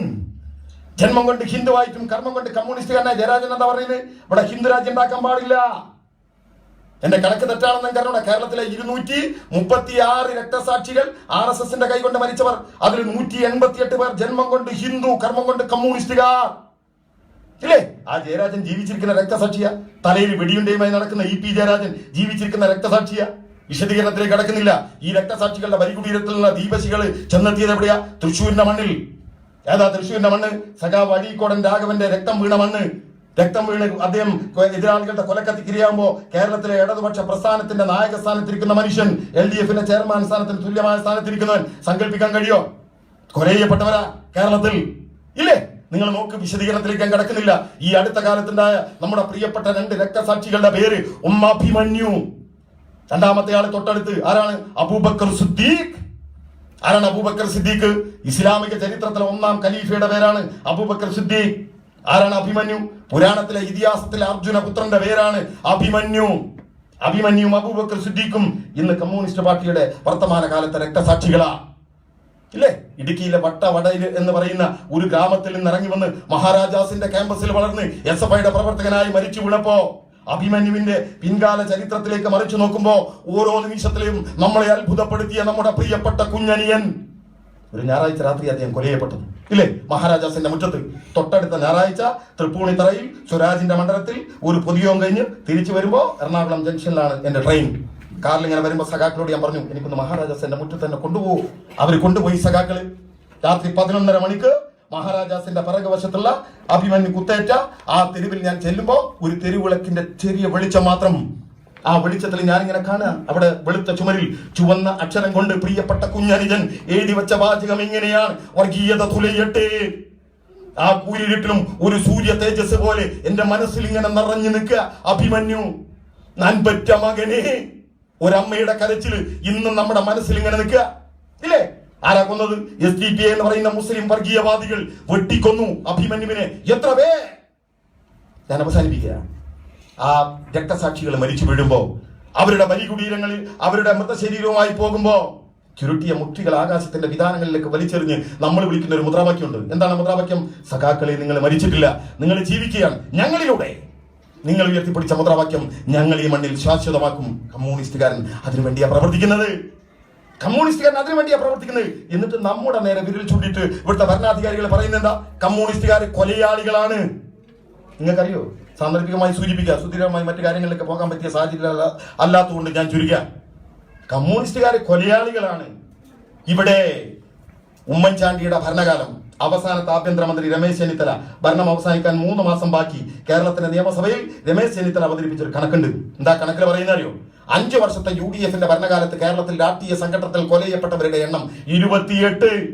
അതിൽ കൊലയപ്പെട്ട കമ്മ്യൂണിസ്റ്റുകാരുടെ എണ്ണം എത്രയായോ? 23. നമ്മൾ പറയല്ല, കേരള നിയമസഭയിൽ അവതരിപ്പിച്ച കണക്കാ. 28 പേര് കൊലയപ്പെട്ടപ്പോ 23 പേർ കമ്മ്യൂണിസ്റ്റുകാർ. എന്നിട്ട് നമ്മുടെ നേരെ വിരൽ ചൂണ്ടിട്ട് പറയാണ്, എന്താ പറഞ്ഞേ? കമ്മ്യൂണിസ്റ്റുകാർ കൊലയാളികളാണ്. ശരിയാ, നമ്മൾ കൊലക്കേസിൽ പ്രതിയായിട്ടുണ്ട്. അന്ന് എത്ര എണ്ണത്തിലാ? 4 എണ്ണം. കേരളത്തിൽ കാണാൻ പാടില്ലേ? TP ചന്ദ്രശേഖരൻ വധക്കേസ്, പയ്യോളി മനോജ് വധക്കേസ്, ശുക്കൂർ വധക്കേസ്, ഫസൽ വധക്കേസ്. ഇന്നലെ ഇപ്പൊ ഫസൽ വധക്കേസിൽ ജയരാജൻ സഖാവിനെതിരെ വീണ്ടും CBIയുടെ കുറ്റപത്ര സമർപ്പണമായിട്ട് വരിക. ഇല്ലേ? ജയരാജൻ സഖാവിനെതിരെ ഇന്നും വന്നു ഫസൽ വധക്കേസിൽ. ഫസൽ വധക്കേസിലെ യഥാർത്ഥ പ്രതികളായ RSSകാര് പറയുന്നു, എന്താ പറയുന്നത്? ഞങ്ങളെ കൊന്നത്. അപ്പൊ SDPക്കാരൻ ബൈ ഓടിൻറേ RSSകാരല്ല, നമ്മളാ ശുക്കൂർ വധക്കേസ് വരുന്നത് ഇല്ലേ? നിങ്ങൾ നോക്ക്, ഇപ്പൊ 28 പേര് കൊല ചെയ്യപ്പെട്ടപ്പോ 23 പേര് നമ്മളാ. ഇപ്പൊ നമ്മൾ ഭരിക്കുന്നു. 26 രാഷ്ട്രീയ കൊലപാതകങ്ങൾ കേരളത്തിൽ നടന്നു. 26 രാഷ്ട്രീയ കൊലപാതകങ്ങൾ. കൊലയപ്പെട്ട കമ്മ്യൂണിസ്റ്റുകാരുടെ എണ്ണം പരിശോധിച്ചിട്ടുണ്ടെങ്കിൽ 17 പേർ നമ്മളാ. 17 പേർ നമ്മളാ. ആദ്യത്തെ കൊല നടന്ന എവിടെയാ? ധർമ്മട മണ്ഡലത്തിൽ സഖാവ് പിണറായി വിജയന്റെ നാട്ടിൽ. സഖാവ് പിണറായി വിജയൻ തെരഞ്ഞെടുപ്പിൽ ജയിച്ചു. എത്ര വോട്ടാ കിട്ടിയത്? 88,000 ചില്ലാനം. അദ്ദേഹത്തിന്റെ ഭൂരിപക്ഷം എത്രയാ? 36,000 ചില്ലാനം. അവിടെ BJP-കാരന് കിട്ടിയ വോട്ട് എത്രയാ നിങ്ങൾക്ക്? 12,000 ചില്ലാനം. നമ്മുടെ ഭൂരിപക്ഷത്തിന്റെ 1/3. സ്വാഭാവികമായി ജയിച്ചപ്പോ ആളാതപ്രകടനം നടത്തി. പിണറായി അങ്ങാടിയിലെത്തിയപ്പോ ആളാതപ്രകടനത്തിലേക്ക് ബോംബെറിഞ്ഞു. രവീന്ദ്രൻ എന്ന് പറയുന്ന സഖാവിനെ വീഴ്ത്തി ശരീരത്തിലൂടെ വണ്ടി കയറ്റി അരച്ചു കൊന്നു. സഹിച്ചില്ലേ നമ്മൾ? പുറത്തില്ലേ നമ്മൾ? ഭൂമിയോളം നമ്മൾ 81,000, അവര് 12,000. സഹിച്ചില്ലേ? പുറത്തില്ലേ? തിരിച്ചു കൊന്നോ? കൊന്നില്ല. അതേ പിണറായി പഞ്ചായത്തിൽ നിങ്ങൾ നോക്ക്, 6 മാസം കഴിഞ്ഞപ്പോ ഒരു നമ്മുടെ പ്രിയപ്പെട്ട ബ്രാഞ്ച് സെക്രട്ടറി കൊന്നില്ലേ? ഒരു എറുമ്പിനെ പോലും നോവിക്കാത്ത, ഒരു പെറ്റി കേസിൽ പോലും പ്രതിയല്ലാത്ത, അദ്ദേഹത്തിന്റെ പേര് മുമ്പ് പോയി ഇല്ലേ? അവിടെ കൊന്നില്ലേ? മോഹനേട്ടൻ, പടുവിലായി മോഹൻ. ഒരു പെറ്റി കേസിൽ പോലും പ്രതിയല്ലാത്ത, ഒരു എറുമ്പിനെ പോലും നോവിക്കാത്ത പ്രിയപ്പെട്ട മോഹനേട്ടനെ കൊല ചെയ്തില്ലേ? ആ മോഹനേട്ടൻ കൊല ചെയ്യപ്പെട്ടപ്പോ അദ്ദേഹത്തിന്റെ മൃതശരീരം ദഹിപ്പിക്കുമ്പോ ആ ചിതയിൽ നിന്ന് ഉയർന്ന പുകച്ചിലുകൾക്കിടയിലൂടെ കേരളത്തിന്റെ ക്യാമറ കണ്ണുകളിൽ ചെന്ന് മുട്ടി നിന്നാണ് എവിടെ അറിയോ? തൊട്ടടുത്ത വീട്ടിലെ ഇബ്രാഹിം കുട്ടിയുടെ നിറഞ്ഞൊഴുകുന്ന കണ്ണുകളിൽ. ആരായിരുന്നു ഇബ്രാഹിം കുട്ടി? തെങ്ങ് കയറ്റ തൊഴിലാളിയായിരുന്നു. 6 മാസം മുമ്പ് തെങ്ങിൽ നിന്ന് വീണു. ഗുരുതരമായ പരിക്ക് പറ്റി മംഗലാപുരത്തെ ആശുപത്രിയിൽ പ്രവേശിപ്പിച്ചു. സന്ധ്യ മയങ്ങുന്ന നേരത്ത് മംഗലാപുരത്തെ ആശുപത്രിയിൽ നിന്ന് ഫോൺ കോൾ വന്നു. അടിയന്തരമായി ഓപ്പറേഷൻ ഉണ്ട്, അടിയന്തരമായി 1.5 ലക്ഷം രൂപ എത്തിക്കണം. മോഹനേട്ടൻ ബ്രാഞ്ച് സെക്രട്ടറി, കള്ളിസാപ്പ് തൊഴിലാളിയാ. തൊട്ടടുത്ത കള്ളിസാപ്പിൽ നിന്ന് കടം വാങ്ങി നാട്ടുകാരിൽ നിന്ന് വായ്പ എടുത്തു. രാത്രിയോട് രാത്രി 1.5 ലക്ഷം രൂപ അവിടെ എത്തിച്ചു. ഓപ്പറേഷൻ നടന്നു. ഇബ്രാഹിം കുട്ടി ജീവിതത്തിലേക്ക് തിരിച്ചു നടന്നു. പക്ഷേ നട്ടെല്ല് തകർന്നു പോയിരുന്നു. കോരിയെടുത്ത് കൊണ്ടുവന്ന് കിടത്തിയത് ഒരു ചെറ്റക്കുടിയിൽ, ഓല കൊണ്ട് മറച്ച, ഓല കൊണ്ട് മേഞ്ഞ ചെറ്റക്കുടിയിൽ ഇബ്രാഹിം കുട്ടിയെ കടത്തി മോഹനേട്ടൻ വീണ്ടും തെരുവിലേക്കിറങ്ങി. ബക്കറ്റുമായി നാടാകെ പിരിവാടത്തി 3 ലക്ഷം രൂപ സംഘടിപ്പിച്ചു. ഇബ്രാഹിം കുട്ടിക്ക് മനോഹരമായ ടെറസിന്റെ ഒരു വീടുണ്ടാക്കി കൊടുത്തു. നമ്മുടെ പ്രിയപ്പെട്ട മോഹനേട്ടന് ഒരു മകളുണ്ടായിരുന്നു, സ്നേഹ. അവൾക്കൊരു കളിക്കൂട്ടുകാരി ഉണ്ടായിരുന്നു, ഷഹനാസ്, ഇബ്രാഹിം കുട്ടിയുടെ മകൾ. അവൾക്ക് 19 വയസ്സ് കഴിഞ്ഞപ്പോ മോഹനേട്ടൻ വീണ്ടും നാട്ടിലേക്ക് ഇറങ്ങി. നാടായ നാട്, വീടായ വീട് അന്വേഷിക്കുക. ഇതിനാണറിയോ? പ്രിയപ്പെട്ട ഷഹനാസിന് ഒരു പുതിയാപ്പിളയെ കണ്ടെത്താൻ. അവസാനം പ്രിയപ്പെട്ട മോഹനേട്ടൻ ഷഹനാസിന് ഒരു പുതിയാപ്പിളയെ കണ്ടെത്തി. കല്യാണ തീയതി നിശ്ചയിച്ചു. 16 ദിവസം ബാക്കിയുള്ളപ്പോ കൊന്നു കളഞ്ഞില്ലേ കശ്മലമ്മ? അന്ന് ബോധം നഷ്ടപ്പെട്ടു പോയതാണ് ഷഹനാസിന്. ഒരാഴ്ച കഴിഞ്ഞിട്ടാണ് ബോധം തെളിയുന്നത്. ആ പ്രിയപ്പെട്ട മോഹനേട്ടൻ കൊല ചെയ്യപ്പെട്ടപ്പോ അദ്ദേഹത്തിന്റെ മൃതശരീരം ദഹിപ്പിക്കുമ്പോ ആ ചിതയിൽ നിന്നുയർന്ന പുകച്ചിലുകൾക്കിടയിലൂടെ കേരളത്തിന്റെ ക്യാമറ കണ്ണുകളിൽ ചെന്ന് മുട്ടിയുന്നത് എവിടെയാണെന്നറിയോ? തൊട്ടടുത്ത വീട്ടിലെ ഇബ്രാഹിം കുട്ടിയുടെ നിറഞ്ഞൊഴുകുന്ന കണ്ണുകളിൽ. ആ ക്യാമറകളെ നോക്കിക്കൊണ്ട് ഇബ്രാഹിം കുട്ടി ചോദിച്ച ഒരു ചോദ്യമുണ്ട്. എന്റെ മകളുടെ കൈ പിടിച്ചിറക്കാൻ ഈ ഭൂമിയിൽ മോഹനേട്ടൻ ഇല്ലാതെ പോയില്ലേ? ആർക്കുണ്ടുത്തരം? മതേതര കേരളത്തിന്റെ മനസാക്ഷിയുടെ നേരെ ഉയർന്ന ഇതുപോലെ 1000 ചോദ്യങ്ങൾക്ക് ഉത്തരം നൽകാൻ ഞാൻ ആമുഖമായി നേരത്തെ പറഞ്ഞു വെച്ച ഇന്ത്യക്കാരന്റെ ജാതി കൊണ്ട് മതം കൊണ്ട് വേർതിരിപ്പിച്ച് തമ്മിലടിപ്പിക്കുന്ന ഈ RSSന്റെ BJP-യുടെ നയങ്ങൾക്കെതിരെ, തെരഞ്ഞെടുക്കപ്പെട്ടാൽ നിമിഷങ്ങൾക്കകം കോൺഗ്രസ് BJP-യിലേക്ക് മാറുന്ന കോൺഗ്രസിന്റെ നയങ്ങൾക്കെതിരെ ആ ഒരു കാര്യം കൂടി പറയണം എന്ന് തോന്നുന്നുകൊണ്ട് ഒരു ഇത്തിരി മിനിറ്റ് കൂടി. എന്താ കാരണം അറിയോ? ഇപ്പൊ നമ്മളെ പരിഹസിച്ചിട്ട് പലരും ചോദിക്കുന്ന ഒരു ചോദ്യമുണ്ട്. എന്താ ചോദ്യം? കമ്മ്യൂണിസ്റ്റുകാർ ഇന്ത്യ രാജ്യത്ത് എന്ത് ചെയ്യാനുണ്ട്? ഈ പാർലമെന്റ് തെരഞ്ഞെടുപ്പിൽ കമ്മ്യൂണിസ്റ്റുകാരൻ എന്ത് ചെയ്യാനുണ്ട്? ആരാ ചോദിക്കുന്നത്? ഇന്ന് 45 പാർലമെന്റ് മെമ്പർമാർ മാത്രമുള്ളവർ, 44 മെമ്പർമാർ മാത്രമുള്ള കോൺഗ്രസ്, അവരാ ചോദിക്കുന്നത്. ഇന്ത്യ മുഴുവൻ ഞങ്ങൾ ഇങ്ങനെ നിറഞ്ഞു നിൽക്കുക. പണ്ട് ആനപ്പുറത്തിന്റെ തയമ്പിന്റെ കഥ പറയുക കോൺഗ്രസ്. 44 പേർ. നിങ്ങൾ കണക്കൂട്ടി 11 പേരുണ്ട് നമുക്ക്. ആ 44-ന്റെ 4-1. പക്ഷെ ഒന്ന് അവർ മനസ്സിലാക്കണം, ഈ 44-നേക്കാളും ഒന്നുകൂടിയ 45 ഉണ്ടായിരുന്നു നമുക്ക്. ഓർക്കുന്നോ നിങ്ങൾ? എന്നാണത് 2004 NDA പറഞ്ഞു ഇന്ത്യ തിളങ്ങുകയാ, BJP തിളങ്ങുകയാ. അന്ന് നടന്ന തെരഞ്ഞെടുപ്പ് മലപ്പുറം ജില്ല, മലപ്പുറത്തുകാരില്ല അവിടെ, മലപ്പുറം ജില്ലയിലെ മഞ്ചേരി പാർലമെന്റ് മണ്ഡലം. ഓർക്കുന്നോ? ലീഗിന്റെ ഉരുക്കുകോട്ട. 2 ലക്ഷം 3 ലക്ഷം വോട്ടിന് ലീഗ് ജയിക്കുന്ന മണ്ഡലം. ആ മണ്ഡലത്തിലേക്ക് ചെങ്കൊടിയും വേണ്ടിയിട്ട് ഒരാളിങ്ങനെ വരിക. പരിചയപ്പെടുത്തണോ? ഹംസാക്ക ഇല്ലേ? ഹംസാക്കയുടെ പ്രസംഗത്തിന്റെ ഒരു വാക്ക് ഇപ്പോഴും എന്റെ മനസ്സിൽ ഞാൻ അറിഞ്ഞിരിക്കുക. എന്താ അദ്ദേഹം പറഞ്ഞു, കുട്ടികളെ, നമ്മൾ കിണർ കുഴിക്കുന്നത് കരിമ്പാറയിലാണ്, വെള്ളം കാണുന്നവർ ഉറപ്പില്ല, പക്ഷെ വെള്ളം കണ്ടാ പറ്റൂല. മുസ്ലിം ലീഗിന്റെ കരിമ്പാറയിൽ കിണർ കുത്തി ഹംസാക്ക വെള്ളം കണ്ടു. 44,000 വോട്ടിന് ജയിച്ചു. ഇന്ത്യൻ പാർലമെന്റിലേക്ക് പോയി ഇല്ലേ? 18 MP-മാർ മഞ്ചേരിയിൽ നമ്മൾ ലീഗിനെ തോൽപ്പിച്ചു, പൊന്നാനിയിൽ അവർ നമ്മളെ തോൽപ്പിച്ചു, ബാക്കിയുള്ളവർ നമ്മൾ കോൺഗ്രസിനെ തോൽപ്പിച്ചു. ബംഗാൾ, ത്രിപുര, ഈ 3 സംസ്ഥാനങ്ങളിൽ നിന്ന് 66 MP ഇന്ത്യൻ പാർലമെന്റിൽ അവർ തീരുമാനിക്കണം ആര് ഇന്ത്യ ഭരിക്കണം. എന്തായിരുന്നു നമുക്കുള്ള ഓഫർ? എന്തായിരുന്നു ഓഫർ? പലരും നമ്മുടെ വിരല് ചൂണ്ടി പറയാണ് കമ്മ്യൂണിസ്റ്റ് പാർട്ടി ചരിത്രപരമായ വിഡ്ഢിത്തം ചെയ്തു. എന്താണ്? ജ്യോതി ബാസുവിനെ ഇന്ത്യൻ പ്രധാനമന്ത്രിയാക്കാൻ തീരുമാനിച്ചു, കമ്മ്യൂണിസ്റ്റ് പാർട്ടി നിരസിച്ചു. അത് പിന്നീട് ആദ്യം ചെയ്തെന്താ? 18 കേന്ദ്രമന്ത്രിസ്ഥാനം, ഗവർണർമാർ എല്ലാം ഓഫർ ചെയ്തു. ഇപ്പൊ നിങ്ങൾ നോക്ക്, ഒരു കുപ്പിയും, പിന്നെ ഇവിടെ സ്ത്രീകളുണ്ട് ഞാൻ പറയുന്നില്ല, ഒക്കെ കിട്ടിയാൽ റിസോർട്ടിലേക്ക് നേരെ പോവാ ജയിച്ച കോൺഗ്രസ് ഇല്ലേ? കുപ്പി തന്നെ അവരുടെ കയ്യിൽ വെക്കാൻ പറ്റാത്ത കാലം ഒഴിച്ചു കൊടുക്കണം. എന്താ? ഒരു കുപ്പി എടുത്തിട്ടാ മറ്റോന്റെ തലക്കടിച്ചത്. ഇപ്പൊ 2 റൂമിലേക്ക് കോഴികൾ ഒത്തുകൂടുമ്പോൾ കണ്ടിട്ടില്ലേ? റൂം മാറ്റുന്ന മാതിരി കോൺഗ്രസ് തന്നെ മാറ്റുക. ആ അവസ്ഥയിൽ അവിടെ എത്തുന്നത്. ഒരു കുപ്പി വെള്ളം ഇത്തിരി കാശും കിട്ടിയാൽ ജയിച്ച് പാർലമെന്റ് പോയി. 18 മന്ത്രിസ്ഥാനം നിങ്ങൾ നോക്കണം, കേന്ദ്ര മന്ത്രിസ്ഥാനം. ആരെ ഗവർണറാക്കണം? നിങ്ങൾ പറ, അവരെയാക്കാം ഇല്ലേ? അവസാനം പ്രധാനമന്ത്രി പദം വെച്ച് നീട്ടി കമ്മ്യൂണിസ്റ്റ് പോയില്ല. നിങ്ങൾ മനസ്സിലാക്കണം, നമ്മളെന്താ പറഞ്ഞത്? ഞങ്ങൾക്ക് ചില മിനിമം പദ്ധതികളുണ്ട്, അംഗീകരിക്കാൻ നിങ്ങൾ തയ്യാറാണോ? എങ്കിലും ഞങ്ങൾ പിന്തുണച്ചു, മിനിമം പദ്ധതികൾ നടപ്പിലാക്കി. ഒരൊറ്റ ഉദാഹരണം മാത്രം പറയാ, തൊഴിലുറപ്പ് പദ്ധതി. കോൺഗ്രസ്സുകാരോട് പറ, അവരുടെ പ്രകടന പത്രിക എടുക്കട്ടെ. ആ പ്രകടന പത്രികയിൽ എവിടെയെങ്കിലും ഉണ്ടോ ഞങ്ങൾ ജയിച്ചു വന്നാൽ, അധികാരത്തിൽ വന്നാൽ തൊഴിലുറപ്പ് പദ്ധതി നടപ്പിലാക്കും? ഇല്ല. മുസ്ലിം ലീഗിന്റെ പ്രകടന പത്രികയിൽ പിന്നെ നമ്മൾ തൊഴിലുറപ്പൊന്നും തരേണ്ട കാര്യമില്ല. പക്ഷേ നിങ്ങൾ CPM-ന്റെ പ്രകടന പത്രിക നോക്ക്, നമ്മൾ പറഞ്ഞു നമ്മൾ നടപ്പിലാക്കി. ആ ഗവൺമെന്റ് അധികാരത്തിൽ വരുമ്പോൾ പെട്രോളിന്റെ വില 30, 5 കൊല്ലം ഇടതുപക്ഷത്തിന്റെ പിന്തുണയോട് കൂടി ആ ഗവൺമെന്റ് ഭരിച്ച് അധികാരത്തിൽ നിന്ന് ഇറങ്ങി പോകുമ്പോ അതേ പെട്രോളിന്റെ വില 30 കൂട്ടണം 6 = 36. അപ്പൊ കോൺഗ്രസ്സുകാർ അറിയും നമ്മളുണ്ട്, ഞങ്ങളുണ്ടായി അല്ലേ? ഉണ്ടായിരുന്നു, ഒരുമിച്ചാ ഭരിച്ച്. ഞങ്ങളില്ലാതെ നിങ്ങൾ ഭരിച്ചല്ലോ. 5 കൊല്ലം. 1ാം UPA സർക്കാരിന്റെ മെച്ചം കൊണ്ടാണ് 2ാം UPA സർക്കാരിന് കോൺഗ്രസിന് ഒറ്റയ്ക്ക് ഭൂരിപക്ഷം കിട്ടിയത്. ആ ഭൂരിപക്ഷം കിട്ടിയ 5 കൊല്ലം നിങ്ങൾ ഭരിച്ചു. 36 പെട്രോളിന്റെ വില 36 കൂട്ടണം 36 = 72. പെട്രോളിന്റെ ഡീസലിന്റെ വില കൂടി, അവശ്യ സാധനങ്ങളുടെ വില കൂടി. ആ 2ാം UPA സർക്കാരിന്റെ നെറികേടിന്റെ പുറത്ത് കയറിയിട്ട ഈ BJP ഗവൺമെന്റ് ഇന്ത്യ രാജ്യത്ത് അധികാരത്തിൽ വന്നത് ഇല്ലേ? അതൊക്കെ പറഞ്ഞു പോയാൽ ഒരുപാട് പറയണം. അവകാശവാദ. ഇപ്പൊ ലീഗുകാർ പറയല്ലോ നമ്മളോട്, എന്താ പറയാ? മലപ്പുറം ജില്ല ആരാണ്ടാക്കി? ഞങ്ങള് കമ്മ്യൂണിസ്റ്റുകാരന് എന്ന് 67. കാലിക്കറ്റ് യൂണിവേഴ്സിറ്റി മലപ്പുറം ജില്ലയിൽ ആരാണ്ടാക്കി? ഞങ്ങൾ കമ്മ്യൂണിസ്റ്റുകാരൻ. ഉടനെ ലീഗുകാരും ഞങ്ങളുണ്ടേനി. എതിർക്കാൻ നിൽക്കേണ്ട സഖാക്കളെ പണ്ടാരടക്കാൻ പോലെ ആദ്യമായിട്ട് മന്ത്രിയാക്കി നമ്മളാ 1967. 1967 മുസ്ലിം ലീഗിനെ ആദ്യമായിട്ട് മന്ത്രിയാക്കി നമ്മളാ. അപ്പം മലപ്പുറം ജില്ല ഉണ്ടാക്കിയ ലീഗ് ഉണ്ട്, കാലിക്കറ്റ് യൂണിവേഴ്സിറ്റി ഉണ്ടാക്കിയ ലീഗ് ഉണ്ട്. 1 വട്ടം 2 വട്ടം 3 വട്ടം കച്ചവടം ഉറപ്പിച്ച് ഇനി മാറാൻ പാടില്ല. നിങ്ങൾക്കറിയോ കേരളത്തിൽ ആദ്യമായി കള്ളിഷാപ്പ് ഉണ്ടോന്നാരാണ്? മുസ്ലിം ലീഗ്. 1967 കേരളത്തിൽ വിഷമദ്യ ദുരന്തം ഉണ്ടായപ്പോൾ അതിന് പരിഹാരമായി ലൈസൻസ് ഉള്ള കള്ളിഷാപ്പ് തുടങ്ങാൻ വേണ്ടി മുസ്ലിം ലീഗ് തീരുമാനിച്ചു. കയ്യും കാലും എന്തൊക്കെ പൊന്തിക്കോ അതൊക്കെ പൊന്തിച്ച് ഒരു പിന്തുണ കൊടുത്തു. ഒരു വാപ്പാക്ക് 3 കുട്ടികൾ ഉണ്ടായ 2 ഒന്നിന്റെ അല്ല എന്ന് പറയാൻ പറ്റില്ല. ഒന്നുകിൽ 3 ഞമ്മളതാണ്, അല്ലെ 3 ഞമ്മളതല്ല. ഇതൊക്കെ പറഞ്ഞാൽ ഒരുപാടുണ്ട് അല്ലേ? ഒരുപാട് പറയാനുണ്ട്. ഞാൻ അത് പറയാവുന്ന ഒരവസ്ഥയിൽ അല്ലാത്തത് കൊണ്ടും പെട്ടെന്ന് അവസാനിപ്പിക്കേണ്ട ഒരു പ്രത്യേക സാഹചര്യം ഉള്ളതുകൊണ്ടും ഞാൻ അവസാനിപ്പിക്കേണ്ട പ്രിയപ്പെട്ടവർ. വർത്തമാനകാല രാഷ്ട്രീയത്തിൽ നമ്മുടെ രാഷ്ട്രീയം പറഞ്ഞേ പറ്റൂ. ഇന്ത്യ രാജ്യത്തിന്റെ ഗതിവിഗതികൾ നിയന്ത്രിക്കാൻ കമ്മ്യൂണിസ്റ്റുകാരന് കഴിയും. രാജസ്ഥാന്റെ തെരുവീതികളിൽ നമ്മൾ കണ്ടു, മഹാരാഷ്ട്രയുടെ തെരുവീതികളിൽ താനയിൽ നിന്ന് ജാഥ തുടങ്ങുമ്പോൾ 10,000 ആളുകൾ റോഡ് നിറഞ്ഞ് കവിഞ്ഞ് കാല് പൊട്ടി ചോരയൊലിച്ച് മഹാരാഷ്ട്രയുടെ തലസ്ഥാന നഗരമായ മുംബൈയിലെത്തുമ്പോൾ 1,00,000 ആളുകൾ. 56 ഇഞ്ചിന്റെ നെഞ്ചളവിന്റെ ഊക്ക് പറയുന്ന നരേന്ദ്രമോദിയുടെ ഫട്ടാവസ് ഗവൺമെന്റ് അദ്ദേഹത്തിന്റെ കീഴിലുള്ള മഹാരാഷ്ട്ര മുഖ്യമന്ത്രി മൂക്കുകൊണ്ട് ചാവരച്ചു. ആ കർഷകന്റെ മുഴുവൻ ആവശ്യങ്ങളും അംഗീകരിച്ചു. നിങ്ങൾക്കറിയോ ആ മഹാരാഷ്ട്ര നിയമസഭയിൽ കമ്മ്യൂണിസ്റ്റുകാരന്റെ എണ്ണം? മഹാരാഷ്ട്ര നിയമസഭയിൽ കമ്മ്യൂണിസ്റ്റുകാരന്റെ എണ്ണം എത്ര അറിയോ? 1 MLA. അതല്ലേ നമ്മൾ പറയുന്നത് ഞങ്ങൾ കാളിക്കത്താൻ ഒരു തരിമതി.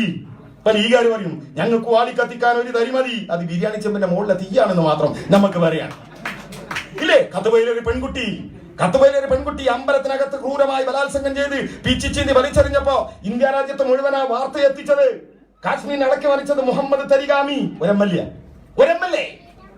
കോൺഗ്രസിന്റെ MLA എവിടെ? മറ്റു പാർട്ടിയുടെ MLA എവിടെയായിരുന്നു അവര്? 1 MLA മുഹമ്മദ് തരിഗാമി. ഇന്ത്യ രാജ്യത്തെ ജനങ്ങൾ ഇപ്പൊ ചെങ്കൊടിക്ക് പിന്നിൽ രാജസ്ഥാനിൽ, മഹാരാഷ്ട്രയിൽ, മധ്യപ്രദേശിൽ കാണാ. നിങ്ങൾ അത്ഭുതപ്പെടേണ്ട. കമ്മ്യൂണിസ്റ്റ് പാർട്ടിയിൽ ജനങ്ങൾക്ക് വിശ്വാസമുണ്ട്. ഒരു റിസോർട്ടിലേക്ക് കൊണ്ടുപോകാൻ കഴിയില്ല കമ്മ്യൂണിസ്റ്റ് പാർട്ടിക്കാരനെ എന്ന ഉത്തമമായ ബോധ്യമുണ്ട്. ബോധ്യക്കുറവ് എന്റെ അഭിപ്രായത്തിൽ നമ്മളിൽ ചിലർക്കെങ്കിലും മനസ്സിൽ ഈ തെരഞ്ഞെടുപ്പിൽ നമ്മുടെ റോൾ എന്താ സംശയിക്കാൻ. നമ്മൾ എങ്ങനെ പ്രതിരോധിക്കും? നമ്മളാവണം. നമ്മൾ എങ്ങനെ നമ്മളായി എന്ന കടമനിട്ട കവിത കടമെടുക്കണം. വർത്തമാനകാല കേരളം എങ്ങനെയായി? ഈ നാട്ടിലെ മുഴുവൻ ആളുകളോടും പറയാലോ. അവർക്കാർക്കെങ്കിലും പറയാനുണ്ടോ അങ്ങനെ അവകാശം? അങ്ങനെയുണ്ടോ? അമ്പലമുറ്റത്തുകൂടെ നടന്നു പോകാൻ കഴിയാത്ത പിന്നോക്ക ജാതിക്കാരനെ പിടിച്ച് 72 പേരെ ഇന്ത്യയിലെ അമ്പലത്തിനകത്ത് പൂജാരിയാക്കിയ ഏക രാഷ്ട്രീയ പ്രസ്ഥാനം CPIM ആണ്. വല്ല സംശയമുണ്ടോ? കേരളത്തിൽ വർഗീയ കലാപുണ്ടായപ്പോ പള്ളിക്ക് കാവലിന്ന് നെഞ്ചു വിരിച്ച് മരിച്ച സഖാവ് UK കുഞ്ഞിരാമൻ ഈ ജനുവരി 5 ഞാൻ അവിടെയായിരുന്നു മുരുവാമ്പായിൽ UK കുഞ്ഞിരാമനെ അനുസ്മരിക്കാൻ അളകാപുരി റോഡിന് അരികിൽ അദ്ദേഹത്തോടൊപ്പം പ്രവർത്തിച്ച സഖാവ് കണ്ണാട്ടനായിരുന്നു ആ യോഗത്തിന്റെ അധ്യക്ഷൻ. ഇല്ലേ, ഒറീസയിൽ ക്രിസ്ത്യൻ പള്ളി ആക്രമിക്കപ്പെട്ടു, പള്ളി തച്ച് തകർക്കപ്പെട്ടു, അവിടെ ക്രിസ്ത്യൻ പുരോഹിതന്മാരെ അടിച്ചോടിച്ചു, കന്യാസ്ത്രീകളുടെ തിരുവസ്ത്രം വലിച്ചു കീറി ബലാത്സംഗം ചെയ്തു. തൊട്ടടുത്ത ഞായറാഴ്ച ക്രിസ്ത്യൻ മതവിശ്വാസിക്ക് ആരാധിക്കാൻ പള്ളിയില്ല. എവിടുന്ന് ആരാധന നടന്നത്? മുസാഫർ ഭവൻ, കമ്മ്യൂണിസ്റ്റ് പാർട്ടിന്റെ ഓഫീസ്. ആ വാതിൽ തുറന്നു, ചുമലുണ്ടായിരുന്ന കാറൽ മാക്സിന്റെ എംഗൽസിന്റെ ചിത്രം മാറ്റി, അവിടെ യേശുദേവന്റെ വിശുദ്ധ കന്യാമറിയത്തിന്റെ ചിത്രം വെച്ചു. മേശപ്പുറത്തുള്ള കമ്മ്യൂണിസ്റ്റ് പാർട്ടിന്റെ മാനിഫെസ്റ്റോ പുസ്തകങ്ങൾ എടുത്തു മാറ്റി, അവിടെ കുരിശു വെച്ചു. അവിടെ ക്രിസ്ത്യൻ മതവിശ്വാസികൾ തൊട്ടടുത്ത ഞായറാഴ്ച മുസാഫർ നഗറിൽ നിന്ന് പ്രാർത്ഥിക്കുമ്പോ പുറത്ത് കമ്മ്യൂണിസ്റ്റുകാരൻ തലയെക്കെട്ട് മുറുക്കിക്കെട്ട് ഇങ്ങനെ കാവൽ നിൽക്കുക, നെഞ്ചി വിരിച്ച്. ഞാൻ എന്റെ നാട്ടിൽ ഇത് പ്രസംഗിച്ചപ്പോ ലീഗാരന്റെ മറുപടി എന്താ അറിയോ? അവിടെ തലയെക്കെട്ടില്ല, പ്രതീകമായി പറഞ്ഞാൽ അവിടെ ഇങ്ങനെ നെഞ്ചു വിരിച്ച് കാവലിക്കുക. എന്തിനാ കമ്മ്യൂണിസ്റ്റുകാരൻ കാവലിക്കുന്നത്? മതവിശ്വാസിക്ക് അവിടെ അവന്റെ മതവിശ്വാസം നടത്താൻ. ഗുരുവായൂർ അമ്പലത്തിന്റെ നടയിൽ പോയവരില്ലേ? ഇവിടെ ഗുരുവായൂർ പോകുമ്പോ ഒരു ഗേറ്റ് കാണും, കണ്ടിട്ടുണ്ടാരെങ്കിലും? AKG gate. എങ്ങനെ AKG ഗേറ്റ് ഉണ്ടായത്? ഗുരുവായൂർ അമ്പലത്തില് ഇന്ന് നിങ്ങൾ നോക്ക്, ഓണത്തിന് വിഷുവിന് നമ്മൾ കാണാണ് ആയിരക്കണക്കിന് ഭക്തർ ഇങ്ങനെ ഓടിയാണ്. എന്തിനാണ്? തങ്ങളുടെ പ്രിയപ്പെട്ട ദൈവത്തെ കാണാൻ, ഭഗവാൻ ശ്രീകൃഷ്ണനെ കാണാൻ, ഗുരുവായൂരപ്പനെ കാണാൻ. എങ്ങനെയാ സാധിച്ചത്? ഒരു കാലത്ത് കേരളത്തിലെ മുഴുവൻ ഹിന്ദുക്കളും പോയി. ചിലരുടെ മുമ്പിൽ ആ വാതിലുകൾ കൊട്ടിയടക്കപ്പെട്ടു. എന്തുകൊണ്ട്? എടുത്ത് വായിക്കും. RSSന്റെ തത്വസംഹിത മനുസ്മൃതി ഇന്ത്യയിലെ ഹിന്ദുവിനെ നാലായി തിരിച്ചു: ബ്രാഹ്മണൻ, ക്ഷത്രിയൻ, വൈശ്യൻ, ശൂദ്രൻ. ബ്രാഹ്മണൻ എന്ന് പറഞ്ഞാൽ ദൈവപുത്രൻ, ശൂദ്രൻ എന്ന് പറഞ്ഞാൽ അവൻ അടിമപ്പണി ചെയ്യാൻ വിധിക്കപ്പെട്ടവൻ. ആ ശൂദ്രന്റെ മുമ്പിൽ ഗുരുവായൂരമ്പലത്തിന്റെ വാതിലുകൾ കൊട്ടിയടക്കപ്പെട്ടു. ഇല്ലേ? ഇനി എങ്ങനെയാ നടന്നത്? അവിടെ വലിയ സമരം നടന്നു കേരളപ്പിള്ളിയുടെ നേതൃത്വത്തിൽ. ആ സമരത്തിൽ പങ്കെടുത്തതിനാണ് കൃഷ്ണപിള്ള കടികുടിഞ്ഞത്. സമരത്തിന്റെ ഭാഗമായി ഗുരുവായൂരമ്പലത്തിന് മണിയടിച്ചു കൃഷ്ണപിള്ള. ചാടി വീണു മുളവടിക്കാര്. അന്നുണ്ട് കൃഷ്ണപിള്ളയുടെ നടപ്പുറടിച്ച് കടപ്പുറാക്കി. ആ സമരത്തിന്റെ വളണ്ടിയർ ക്യാപ്റ്റൻ സഖാവ് AKGയെ കുത്തിക്കാൻ ആനയെ കൊണ്ടുവന്നു. സമയക്കുറവുകൊണ്ട് ഞാൻ അതിലേക്കും കിടക്കുന്നില്ല. അവര് പിന്മാറിയില്ല. ഇല്ലേ? AKGയും കൃഷ്ണപിള്ളയും അടക്കമുള്ള കമ്മ്യൂണിസ്റ്റുകാർ സമരം ചെയ്തതിന്റെ പരിണിത ഫലമായി ഗുരുവായൂരമ്പലത്തിന്റെ വാതിലുകൾ മലർക്കെ തുറക്കപ്പെട്ടു. നമ്മൾ ഏത് മതത്തിനെതിര്? ഇവിടെ തൃത്താലക്കാരുണ്ടോന്ന് പറഞ്ഞിട്ടാ? തൃത്താലക്ക് ഒരു പ്രധാനമന്ത്രി ഉണ്ട്, ബലരാമൻ. എന്താ പറഞ്ഞത് AKGയെ കുറിച്ച്? കേട്ടില്ല നിങ്ങള്? എന്താ AKGയെ കുറിച്ച് പറഞ്ഞത്? AKG സുശീല ഗോപാലിന്റെ വീട്ടിൽ പോയപ്പോ 13 വയസ്സ്. AKGക്ക് എന്തോ തോന്നി? കോൺഗ്രസ്സുകാർ 13 വയസ്സുള്ള പെൺകുട്ടികളുടെ വീട്ടിൽ പോകുമ്പോ അവർക്ക് തോന്നുന്നത് കമ്മ്യൂണിസ്റ്റുകാർക്ക് തോന്നണമെന്നൊക്കെ പറഞ്ഞാൽ അതിന്റെ ബലരാമ അത് വലിയ ഗതികേടാ. 12 വയസ്സുള്ള പെൺകുട്ടിയെ കല്യാണം കഴിച്ച ഇന്ത്യയിലെ 14 വയസ്സുകാരൻ ഈ നാട് സ്നേഹപൂർവ്വം വിളിച്ച പേരെന്താ അറിയോ? മഹാത്മാവേ. ആരാണെന്നറിയോ? മോഹൻദാസ് കരംചന്ദ് ഗാന്ധി. കസ്തൂർബയ്ക്ക് 12 വയസ്സ്, മഹാത്മാഗാന്ധിക്ക് 14 വയസ്സ്. അന്നത്തെ കല്യാണ പ്രായത 16 വയസ്സിന് അച്ഛനാകാൻ വന്ന ഗതികേടിനെ കുറിച്ച് ഗാന്ധിജി എഴുതിയിട്ടുണ്ട്. ഞാൻ സമയക്കുറവുകൊണ്ട് അതിലേക്കൊന്നും കിടക്കുന്നില്ല. മനസ്സിലായിട്ടോ? 21ാമത്തെ വയസ്സിൽ കോയമ്പത്തൂർ സെൻട്രൽ ജയിലിൽ കഴിയുമ്പോഴാണ് AKGയെ സുശീല സന്ദർശിക്കാൻ പോയത്. പ്രണയാഭ്യർത്ഥന നടത്തി, നിരസിച്ചു, വീണ്ടും അഭ്യർത്ഥിച്ചു. അങ്ങനെയാ ഗോപാലൻ സുശീല കെട്ടിയത്. അങ്ങനെ സുശീല ഗോപാലനായത്, പാർലമെന്റ് മെമ്പറായത്, കേരളത്തിൽ മന്ത്രിയായത്, ജനാധിപത്യ മഹിളാ അസോസിയേഷന്റെ സംസ്ഥാന പ്രസിഡന്റായത്. അപ്പൊ ബലരാമൻ ഒന്നുകൂടി പറഞ്ഞു. എന്താ പറഞ്ഞത് അറിയൂ? AKG നേരത്തെ വിവാഹിതനായിരുന്നു. ശരിയാ? AKGക്ക് ഒരു ഭാര്യ ഉണ്ടായിരുന്നു. AKGക്ക് എങ്ങനെയാ ഭാര്യ നഷ്ടപ്പെട്ടത്? ഗുരുവായൂർ സമരത്തിൽ ഇങ്ങനെ ഇരിക്കുക. അമ്മോശൻ കാക്ക പറഞ്ഞാൽ മനസ്സിലാവില്ലേ? ഭാര്യയുടെ അച്ഛനെ ഞങ്ങളുടെ നാട്ടിലൊക്കെ അമ്മോശൻ കാക്ക എന്താ പറയാ? അമ്മോശൻ കാക്ക വന്നിട്ട് മരിയനോട് പറഞ്ഞു എണീക്ക്. ഇത് ശരിയാവില്ല. നമ്മൾ ഉയർന്ന ജാതിക്കാർക്ക് മാത്രം പ്രവേശനമുള്ള അമ്പലത്തില് താഴ്ന്ന ജാതിക്കാരുടെ പ്രവേശനം. മരുമോൻ എണീക്ക്. അപ്പൊ മരുമോൻ പറഞ്ഞൊരു വാക്കുണ്ട്, കമ്മ്യൂണിസ്റ്റുകളുടെ മനസ്സിൽ കുറിച്ചിട്ടോ ആ വാക്ക്. എന്താണ് ആ വാക്കെന്നറിയൂ? മനുഷ്യൻ ദൈവത്തിന്റെ സൃഷ്ടിയാണെങ്കിൽ. എങ്ങനെ? മനുഷ്യൻ ദൈവത്തിന്റെ സൃഷ്ടിയാണെങ്കിൽ ആ ദൈവത്തെ കാണാൻ എല്ലാ മനുഷ്യർക്കും തുല്യ അവകാശമാണ്. അതുകൊണ്ട് ഞാൻ അതിന് സമരം ചെയ്യാണ്. മരുവനാടിയിരുന്നു. അമ്മച്ചാക്ക പുരയെ പോയി മോളെ കയ്യും പിടിച്ചു പോയി വേറാക്ക് കെട്ടിച്ചു കൊടുത്തു. സ്വന്തം ഭാര്യയെ നഷ്ടപ്പെടുത്തി. AKG. ഞാൻ അവസാനിപ്പിക്കാൻ എന്റെ പ്രിയപ്പെട്ടവരെ, ചരിത്രത്തിന്റെ പഴയ കഥകൾ ഓർമ്മിപ്പിക്കണം പുതിയ തലമുറയെ. ഈ നാടെങ്ങനെ നാടായെന്ന്, അതിനുവേണ്ടിയുള്ള ഈ വർത്തമാന കാലത്തിന് വേണ്ടി, ഈ നാടിന് വേണ്ടി പോരാടി മരിച്ച ഒരുപാട് രക്തസാക്ഷികളുണ്ട്. അവരെ ഓർമ്മിക്കണം. മുന്നോട്ടുള്ള ഓരോ പ്രയാണത്തിലും വർത്തമാനകാലത്തിന്റെ ഈ വലിയ വെല്ലുവിളികളെ നേരിടാൻ നമുക്ക് സാധിക്കുമാറാകട്ടെ എന്ന് ആശംസിച്ചുകൊണ്ട് എന്റെ എളിയ വാക്കുകൾ ഞാൻ അവസാനിപ്പിക്കുന്നു.